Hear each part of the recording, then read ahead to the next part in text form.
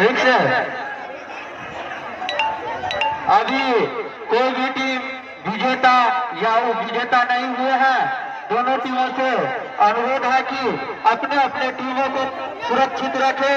चाहे कोई भी परेशानी हो, ताकि पानी का परेशानी हो और किसी अन्य चीज का परेशानी हो तो हमारे कमिटी रूम में रखा हुआ है। और साथ ही डॉक्टर सुनील शाह जी, आप अगर मेरी आवाज सुन रही हो तो आपसे अनुरोध है कि आप अपना चिकित्सक सामग्री लेकर के पूजा पंडाल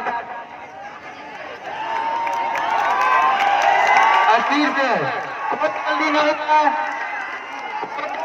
है, कोई जल्दी नहीं है, बहुत ही समय है।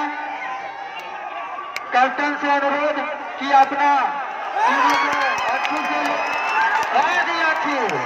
बहुत ही अच्छी, कोई बात नहीं,